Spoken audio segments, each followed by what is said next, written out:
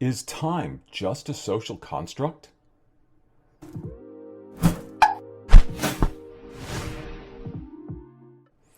Hi everyone, I'm John Stokes. Welcome back to another adventure spelunking in my mind's dark depths. One of my daughter's college professors made the statement, time is just a social construct. Conservatives might think this is just postmodern relativistic nonsense, but as I pondered the question, I realized the answer isn't a simple yes or no. To really answer this question, we have to consider the different definitions of time. First, time as increments on a clock and the labels we give them, like minute or hour, can be thought of as social constructs. 60 minutes in an hour, for example, is pretty arbitrary.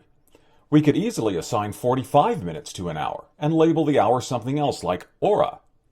In this sense, time is a social construct. Smithsonian Magazine also explored how concepts like early and late differ across cultures. Link in the description.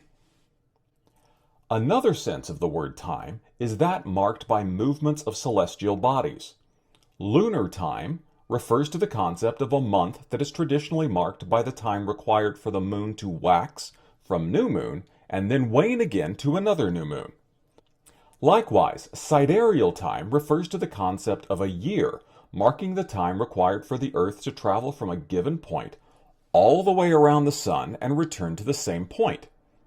This was measurable by ancient peoples due to the Earth's axial tilt and the apparent movement of the sun in the sky from season to season. And naturally, a day is measured by the time it takes the sun to cross the sky and return to the same point. All of these movements predate human society by thousands or billions of years, depending on your worldview, and therefore are not social constructs. Another sense of the word time is that of a fundamental law of the universe, by which cause must precede effect, so matter and energy can progress from one state of being to another.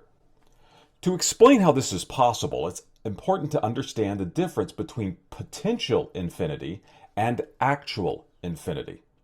Potential infinity can be thought of as a continuum which has a beginning but may not have an end. Potential infinity has many mathematical applications, such as parabolas which travel infinitely closer to an axis but never reach the axis. Actual infinity can be thought of as a continuum with neither a beginning nor an end. Very little can be done with actual infinity, mathematically speaking, and attempting to do so produces a number of paradoxes. The most important equation to understand about actual infinity is infinity divided by x equals infinity. That is, actual infinity divided by anything is actual infinity. Half of actual infinity is just as big as all of actual infinity. I'm using those terms imprecisely for illustration purposes. An important application of this equation is that it's impossible to traverse actual infinity. A common example of this principle is, if you want to walk from point A to point B on an actually infinite plane, you'll never get there. No matter how many steps you take, you'll still have an infinite number of steps left. Consider also the classic illustration of a frog hopping across a desk.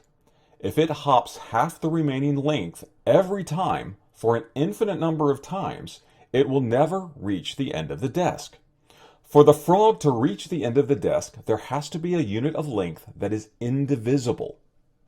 How this applies to time is that the progression of states of being resulting from cause and effect requires a finite universe to be traversable, and an ultimate indivisible unit of time must exist. In other words, time can't be actually infinite, or there would be an infinite number of seconds left to pass before the first minute passes. Science has discovered this unit and named it Planck time. In order for the universe to evolve, this unit must have come into existence immediately at the Big Bang. To summarize, Planck time, which is a fundamental law of the universe, is not a social construct.